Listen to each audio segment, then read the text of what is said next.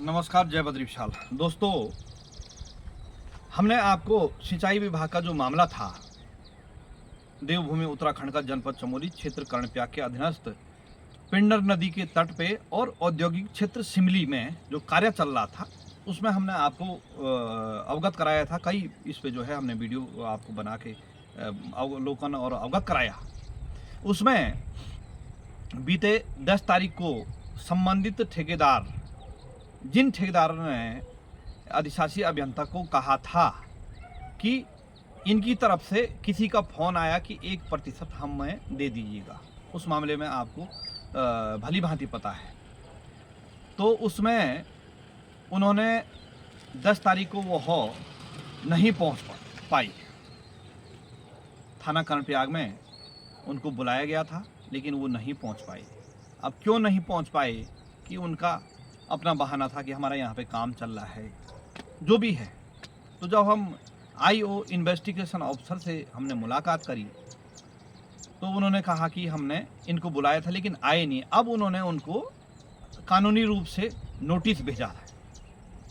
अब देखना ये है कि ये आते हैं और आने के बाद ये क्या अपना पक्ष रखते हैं, क्योंकि जब पहले दिन की बात है तो पहले वीडियो में आपने देखा कि अधिशासी अभियंता ये कह रहा कि आपकी तरफ से मांगा जा रहा है।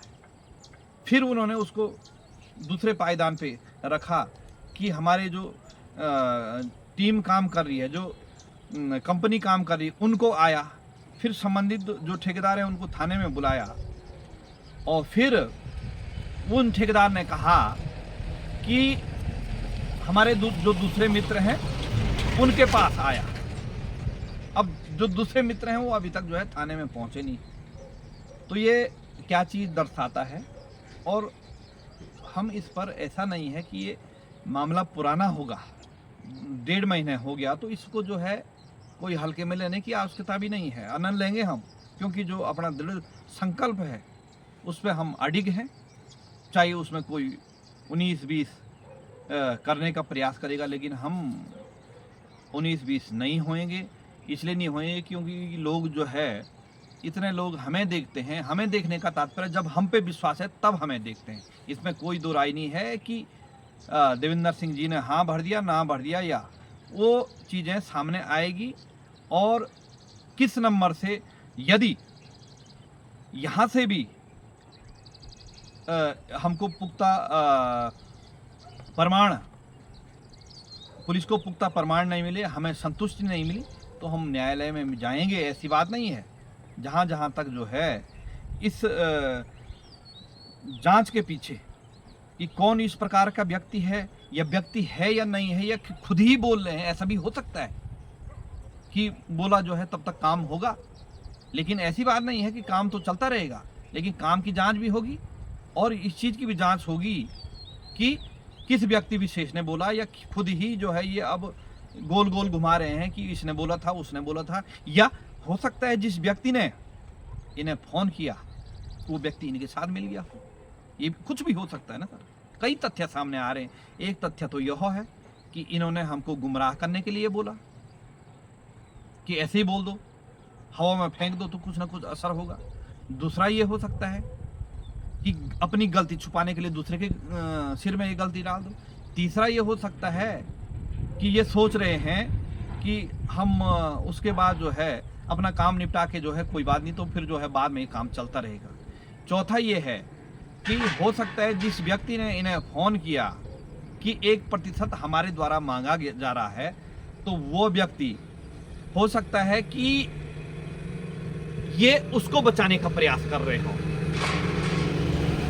और वह व्यक्ति इनके साथ मिल गया कि बोला साहब हम आपसे मिल जाते हैं और आप जो है कहाँ इस मामले को, अब वो सारे एक हो गए हों और हम अकेले हों। लेकिन सत्य अकेला भी होगा तो महोदय विजय सत्य की ही होगी। और जो भी तथ्य सामने आएंगे, जो भी निर्णय सामने आएगा, जो भी जांच के बाद जो है पता चलेगा, तो आपको उसका जो है उसके बारे में अवगत अवश्य कराएंगे। इसमें ये नहीं है कि जो है जो छूट गया वो छूट गया, क्योंकि इसमें हमने लगभग 3 या 4 दिन जो है वहाँ पर गए। हालांकि उसमें कई मामले ऐसे थे, तो जो है जो पत्थर वहाँ भरे जा रहे थे तो टूटे हुए नहीं थे। दूसरे, जब वहाँ पे खनन चला, भ्रष्टाचार की ऐसी पराकाष्ठा थी कि खनन अधिकारी को जब हमने मामला संदर्भित किया तो उन्होंने कहा कि हम चुनाव में व्यस्त हैं। यदि आप खनन अधिकारी महोदया, यदि आप सत्य होते तो आप चुनाव के बाद भी तो इसका जो है अवलोकन कर सकते थे कि सही है या गलत है। फिर भी उस क्षेत्र में जाने का अवसर प्राप्त नहीं हुआ, तो हम वहाँ पर जा नहीं पाए। फिर भी हम जो है एक बार खनन अधिकारी महोदया को इसके बारे में पूछेंगे कि आपने जांच की या नहीं की और क्या सामने निकल के आया, क्योंकि कहीं ना कहीं मुझे संदेह है कि ये बड़ा खेला ना हो। जब हमने मामले को अधिशासी अभियंता थराली सिंचाई विभाग, अधीक्षण अभियंता सिंचाई विभाग थराली को जो रुद्रप्रयाग को अवगत कराया, फिर हमने उप जिला अधिकारी कर्णप्रयाग को मामला संदर्भित कराया, फिर तहसीलदार कर्णप्रयाग को मामला संदर्भित कराया, फिर आपदा सचिव तक जो है हमने मामला संदर्भित कराया। तो जब इतनी सचिव लेवल तक जो है इस मामले को संदर्भित कराने के बावजूद भी कोई जो है तथ्य सामने नहीं आते।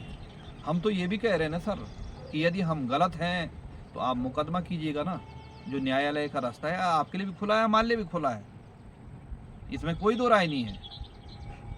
तो हम गलत थे तो हमारे ऊपर, जैसे कुछ दिनों पहले आपने देखा कि जब हमने कर्मचारियों से बात करी लोक निर्माण विभाग कर्णप्रयाग का, तो उन्होंने कहा साहब अच्छा काम हो रहा है, लेकिन अंतोगत पर जब काम देखा तो कैसा हो रहा था वो आपके समक्ष था मामला कि कैसा काम हो रहा है। तो ये सारी अनियमितताएं हमारे पहाड़ों में होती हैं और हमने ये देखा है कि जनता जाएगी अधिकारियों के और विभागों के और जनप्रतिनिधियों के चक्कर काटेगी, तो बड़ी मुश्किल से जो है कोई बजट आएगा 1 करोड़ 2 करोड़ 1 लाख 2 लाख 10 लाख, और उसमें फ़ायदा किसका होता है? विभाग का। विभाग में जो फ़ायदा होता है जनता का तो जितना होगा, लेकिन नाम जनता के लिए हमने इतने पैसे बांटे साहब, लेकिन जनप्रतिनिधि पहले बोल देता है कि मेरा इतना हिस्सा लिया हो, मैंने चुनाव में इतने का शराब पिलाया, इतने मांस खिलाए। ये चीज़ें हैं सर, और इसी कारण जो है आज देश और प्रदेश का विकास नहीं हो पाता है, क्योंकि अलग अलग स्तर के जितना बड़ा जनप्रतिनिधि होगा तो वो अपना मोटा हिस्सा उतना लेगा, और छोटे स्तर का होगा तो वो कहेगा जी इतना ही में चलेगा हमारा। हालांकि इसमें सारे नहीं, कई अच्छे ईमानदार जनप्रतिनिधि भी हैं, अच्छे ईमानदार अधिकारी भी हैं जो संज्ञान में लेते हैं और उस पर यथाशीघ्र कार्रवाई भी करते हैं। तो दोस्तों ये है, जो भी इस मामले में वो होगा तो उसको जो है आपको कराने का प्रयास करेंगे। धन्यवाद। जय विशाल, सादर प्रणाम।